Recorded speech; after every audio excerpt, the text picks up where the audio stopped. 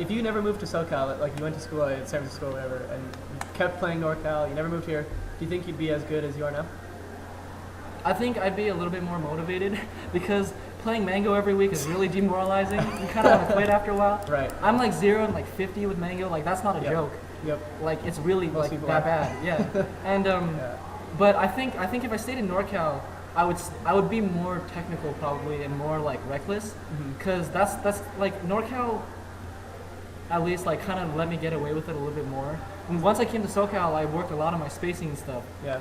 But So you think playing Mango a lot like it helps you get better?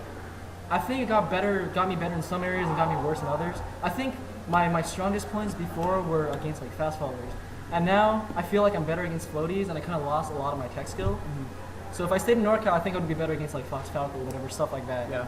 But like I guess it's a trade-off. But I mean, in the end, I'm pretty sure Mango and Lucky and people may be. Well, I'm better off. I'm better off in the end. Yeah. Right. So how long have you been playing? When did you start playing? I've been playing since at least competitively. Like I found like Ken Bomb Soldier videos like 05, late 05-ish. So that's almost like 10 years. 9. No, what 10 the? years. 5 years. I'm Asians are good I'm at down. math, by the way. Yeah, 5 years. 5 years. Fuck. Yep. That's a long ass time. Yeah, I actually realized that yesterday too. I've been playing for like 4 or 5 years. 5 I didn't think I'd years. been playing that long. Like I remember thinking like, oh, Street Fighter players, they play for like like almost 10 10 years. years, yeah. Like, and I'm getting there. Yeah. Unimaginable. Yep. Yeah. Smash has been around for a long time. So you practiced a lot when you were first coming up and you got really technical, but now that you've established yourself as a player, how often do you practice? I still, especially if it's like a bigger tournament like Pound or even just like a regional, anything with more than like 30 people, I'll play my roommates because like they're good enough where like they play like other players but not too good where I feel like not playing anymore. Kind of like ragdolls? Not Or necessarily ragdolls, but at least something they're for me to better level experiment ones. on. Okay, Yeah, for sure. And like they'll change up. That's the thing that's really important for me. And like definitely the night before I'll play like my roommate or someone like that, and I'll play level ones. I love playing level ones. It makes me feel good about myself, and I think that's really important because having confidence is like a big deal. Like it really makes a difference. Yeah. And you talked about creativity. That's something I thought about too. Like I think that one of the hallmarks of a really good player, like Mango shows this probably more than anybody, is being very creative. Like they're always, especially because Mango's on top, he's constantly trying new things.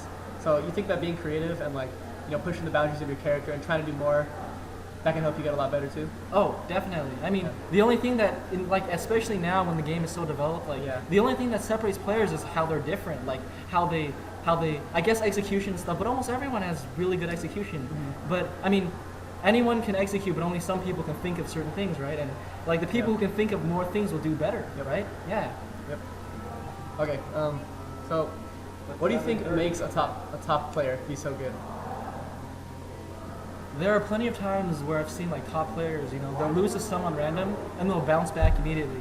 And there's some people like they're the people who make upsets and they'll do that one thing or maybe they'll have like their week of glory and then they'll fall down, right? I think at least to be established as a really like a top player, you have to have that. You have to be able to bounce back. Yeah, you have to have the consistency to not just like quit and give up. Like it's one thing to get good, but a whole nother thing to stay good. Right? Yeah. Like honestly, like I expected Mango.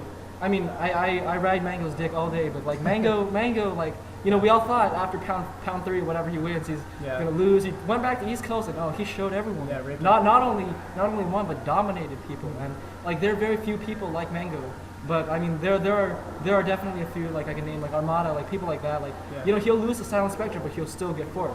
Yeah. And he's dominated Europe for 2 years or whatever. I remember when Silent Spectre beat Armada. Like I asked Armada like what he thought about U.S. Falcons. He's like, oh, U.S. Falcons very good. I have no clue. I'm very, very good. Like I have no clue. No Falcons in Europe like that. I mean, no offense of European Falcons. I'm sorry, but like I don't. Yeah. But the point is like right after he said that, he was like, oh, but no Johns. I'll train harder and I'll do better. And then he beat Hex. And then he beat Hex, a really, really good Falcon, known for being good against Peach, I think, right? And just I was so surprised, like. How he didn't seem like it didn't budge him at all, and he just went through losers. He was able to accept his loss and then move forward. Yeah, exactly. Yeah.